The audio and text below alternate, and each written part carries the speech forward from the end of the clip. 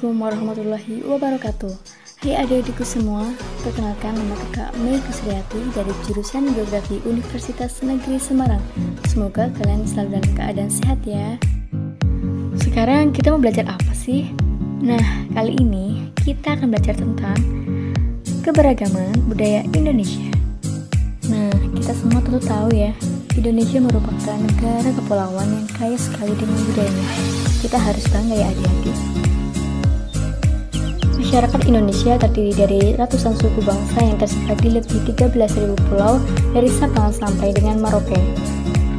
Setiap suku bangsa memiliki identitas sosial, politik, dan budaya yang berbeda-beda, seperti bahasa yang berbeda,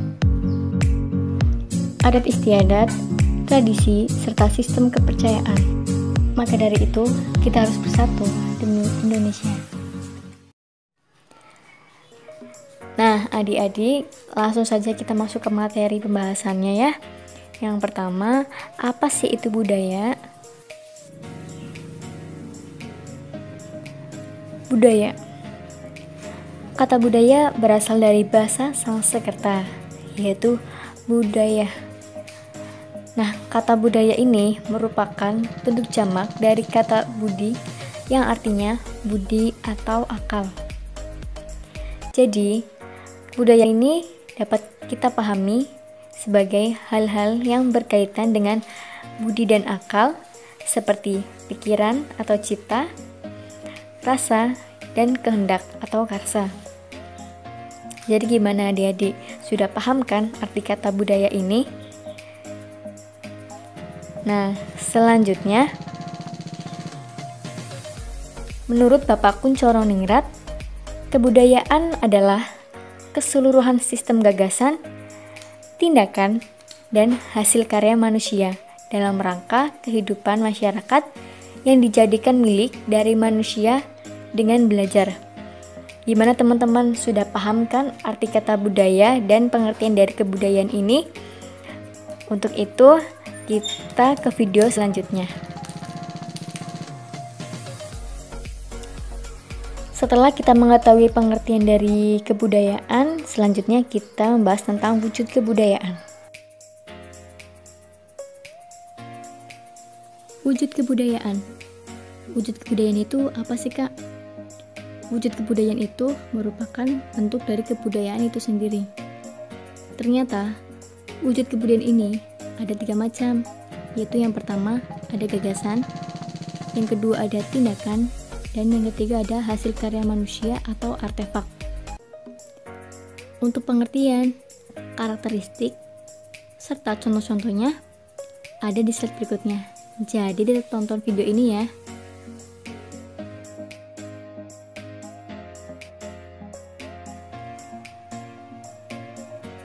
Nah, ini dia wujud kebudayaan yang pertama ya, yaitu gagasan. Gagasan ini merupakan wujud kebudayaan sebagai sistem ide yang bersifat sangat abstrak, tidak bisa kita raba, tidak bisa difoto, dan hanya terdapat dalam alam pikiran individu sebagai penganut kebudayaan tersebut.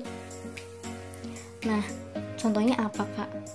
Contohnya bisa dilihat di slide, yaitu ternyata ada dalam kehidupan sehari-hari kita loh, yaitu yang berbentuk norma, adat istiadat, nilai, agama, dan hukum ataupun undang-undang.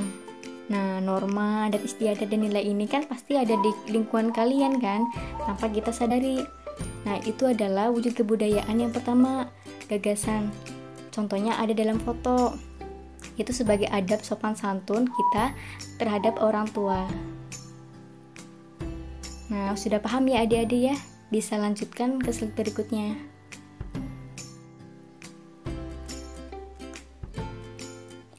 Nah, ini merupakan wujud kebudayaan yang kedua, yaitu tindakan.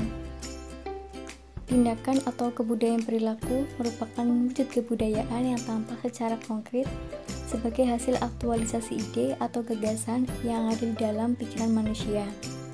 Aktualisasi ide atau gagasan ini tampak dalam perilaku yang dapat dipantau oleh panca indera kita sebagai manusia. Tindakan juga merupakan aktivitas sosial yang berpola dari individu dalam suatu masyarakat. Tindakan manusia yang saling berinteraksi dan saling berhubungan secara kontinu dengan sesamanya. Jadi, itu pengertian dari wujud kebudayaan tindakan ya adik-adik. Sampai sini semoga paham. Kemudian, Kak, contohnya apa aja sih? Contohnya itu ada dalam slide. Itu ada upacara perkawinan, proses pemilihan umum atau pemilu, kemudian ada tari-tarian. Biasanya hal-hal itu biasanya kita jumpai dalam acara tertentu.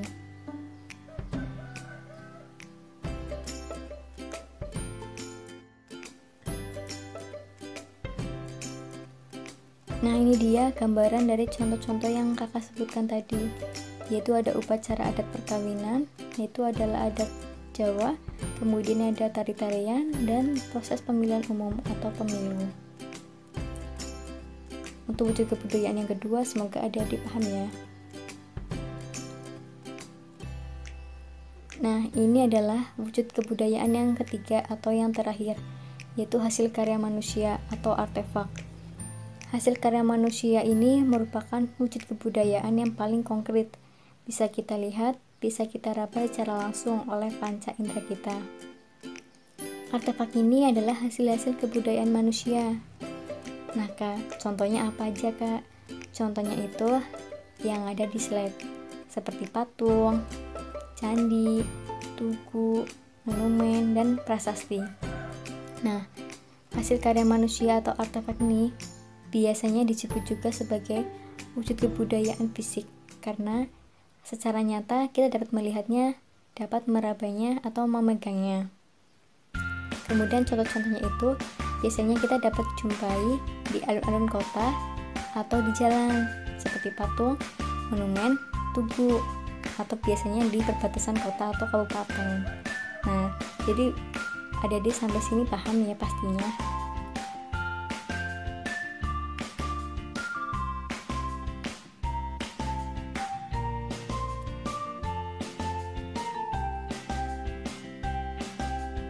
Nah, ini merupakan gambaran dari wujud kebudayaan artefak tadi yang kakak sebutkan juga.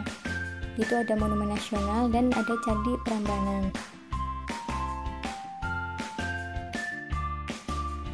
Setelah kita belajar tentang wujud kebudayaan, selanjutnya kita mempelajari tentang unsur kebudayaan. Setelah kita mengetahui pengertian dari budaya atau kebudayaan, kemudian kita mengetahui juga tentang wujud kebudayaan, selanjutnya kita harus belajar tentang unsur kebudayaan.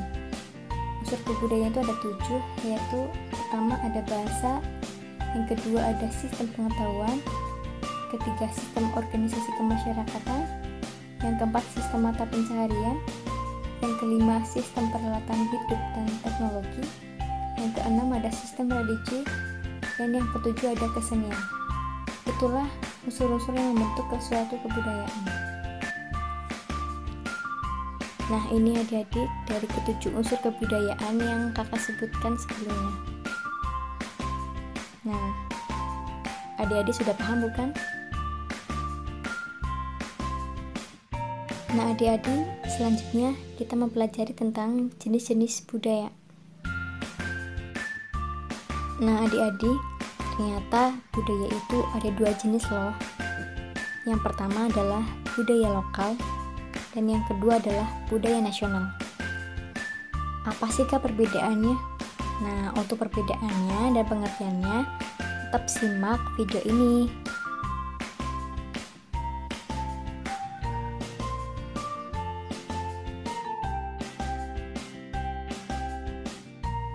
Yang pertama, budaya lokal. Budaya lokal merupakan budaya yang dimiliki oleh daerah atau suku bangsa yang bersifat khas dan diwariskan secara turun-temurun di wilayah tersebut. Nah, kemudian bagaimana sih budaya lokal terbentuk?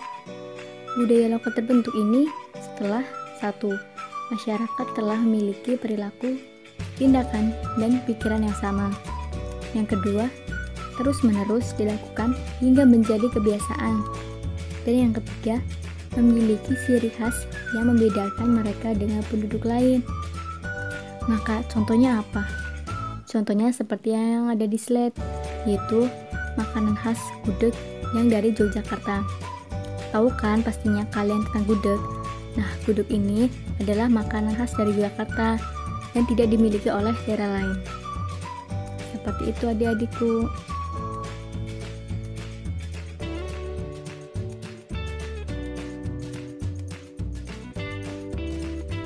Yang kedua adalah budaya nasional. Budaya nasional adalah budaya yang diakui sebagai identitas nasional. Budaya lokal merupakan unsur pembentuk budaya nasional. Jadi, semakin kuatnya budaya lokal suatu wilayah atau suatu daerah bisa menjadi budaya nasional. Nah, tujuan dari budaya nasional ini apa sih? Nah, tujuannya adalah yang pertama, sebagai perwujudan cipta, karya, dan karsa bangsa Indonesia.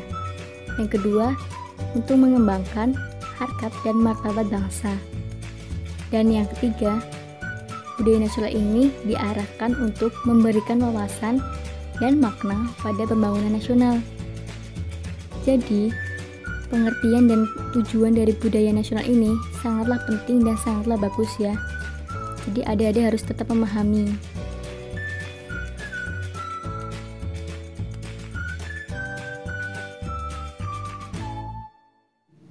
Keragaman budaya Indonesia. Kebudayaan adalah pola pikir manusia.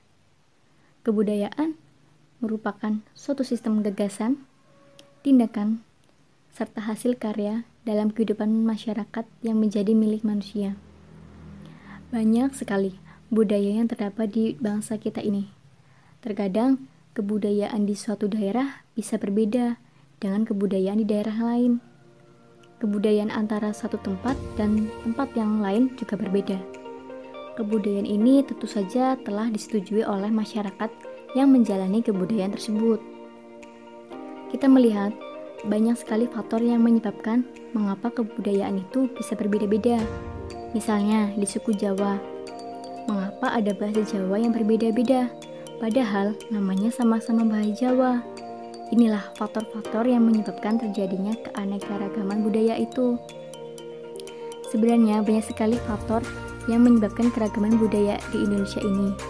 Nah, kakak rangkum sebagai berikut, yaitu 1. Faktor geografis, kedua, faktor akulturasi, dan yang ketiga, faktor asimilasi, dan keempat adalah faktor amalgamasi. Namun, pada kesempatan kali ini, kakak akan membahas faktor geografis yang mempengaruhi keragaman budaya di Indonesia ini. Tetap memperhatikan video ini ya.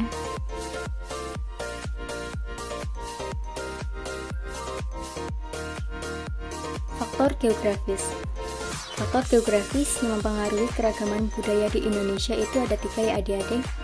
Yang pertama adalah letak geografis. Yang kedua, posisi strategis. Dan yang ketiga adalah kondisi ekologis. Untuk penjelasannya, kita simak video selanjutnya agar kita dapat mengetahui dan memahami tentang keragaman budaya Indonesia akibat faktor geografis. Nah, faktor geografis yang pertama adalah letak geografis. Secara geografis, Indonesia berada di antara benua Asia dan benua Australia. Kemudian di antara juga Samudra Hindia dan Samudra Pasifik. Letak atau lokasi suatu tempat sangat berpengaruh pada kebiasaan hidup suatu masyarakat. Hal ini berkaitan dengan keadaan topografi Indonesia yang merupakan negara kepulauan dengan lebih dari 17.000 pulau. Wow, banyak sekali ya adik-adik.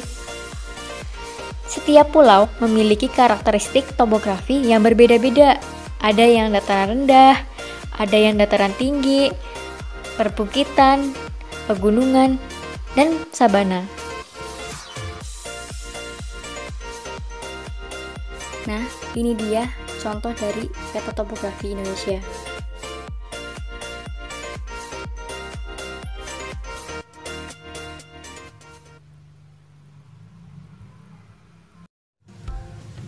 Nah, ini merupakan beberapa gambaran topografi yang ada di Indonesia. topografi itu merupakan bentukan permukaan bumi. Yang pertama adalah area pergunungan, masyarakatnya didominasi oleh petani atau pekebun. Kemudian, yang kedua adalah perbukitan.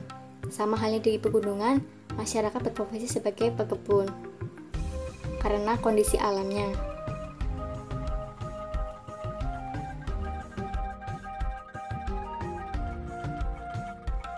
Selanjutnya itu adalah padang rumput atau sabana, yaitu ada di Sumba, NTT.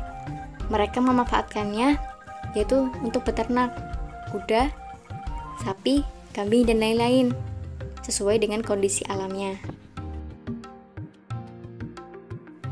Adik bisa melihat ini adalah gambaran area perkotaan, didominasi oleh pekerja industri ataupun jasa karena didukung oleh adanya transportasi dan teknologi yang memadai di sana.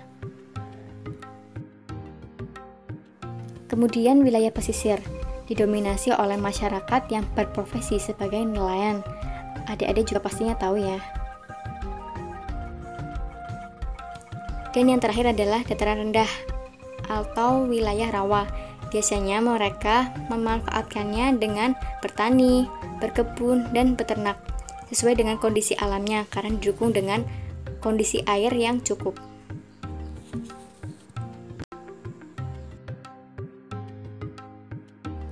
Nah, faktor geografis yang kedua adalah posisi strategis.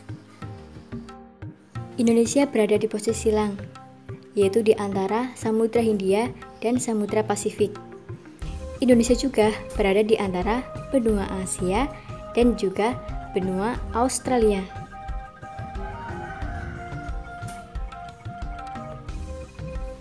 Posisi strategis tersebut menjadikan Indonesia berada di tengah-tengah lalu lintas perdagangan dunia. Para pedagang dari berbagai negara datang ke Indonesia. Mereka membawa agama, adat istiadat, dan kebudayaan dari negaranya masing-masing. Itulah yang membuat semakin banyak kebudayaan di Indonesia. Nah, adik-adik, faktor geografis yang terakhir adalah kondisi ekologis. Ekologis dalam hal ini menitik beratkan pada hubungan antara manusia dan lingkungan. Artinya, manusia kan hidup di alam atau berdampingan dengan alam dan lingkungan. Jadi, manusia wajib dan harus beradaptasi agar manusia dapat melangsungkan hidupnya dalam kaitannya dengan keberagaman suku, bangsa, dan budaya di Indonesia ini.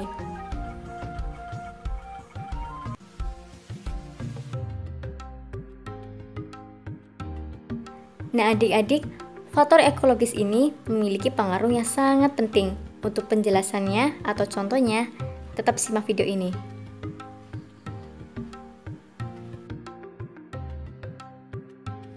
Nah, adik-adik, dalam video adik-adik bisa melihat ini adalah rumah Honai di Papua. Suku-suku yang mendiami kawasan Papua mempunyai rumah tradisional yang bernama rumah Honai. Rumah Honai ini dibuat tanpa jendela dan atap yang rendah. Selain itu, atap rumah Honai dibuat dari jerami atau ilalang.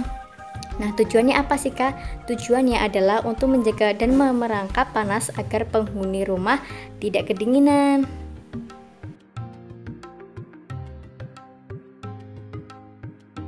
Jadi, di Papua sana cuacanya begitu dingin karena wilayahnya dataran tinggi atau pegunungan. Sehingga mereka membuatlah rumah Honai ini untuk tempat mereka berlindung dari dinginnya malam di sana. Sangat kreatif ya orang Papua itu.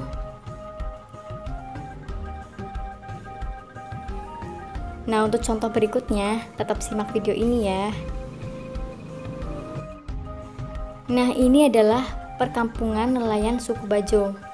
Suku Bajo mendiami kawasan pesisir Wakatobi, Sulawesi Tenggara yang bermata pencaharian sebagai nelayan. Mereka membangun rumah mereka berupa rumah panggung terapung. Hal ini bertujuan agar mereka dekat dengan tempat mereka bekerja dan memudahkan akses menuju ke perahu. Jadi, orang-orang Wakatobi sana benar-benar kreatif ya, bisa membangun rumah-rumah yang di atas pantai. Nah, itulah contoh-contoh dari faktor geografis kondisi ekologis, yaitu manusia yang beradaptasi dengan lingkungannya agar mereka bisa melangsungkan hidupnya.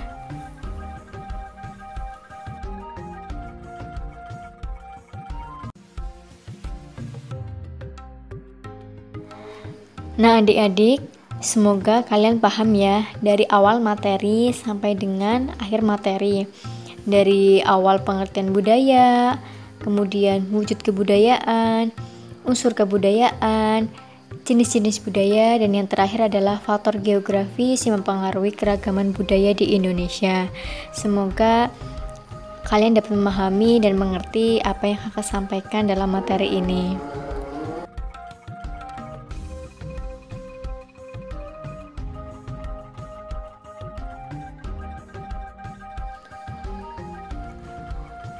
Wassalamualaikum adik-adik, semoga bermanfaat untuk kalian ya.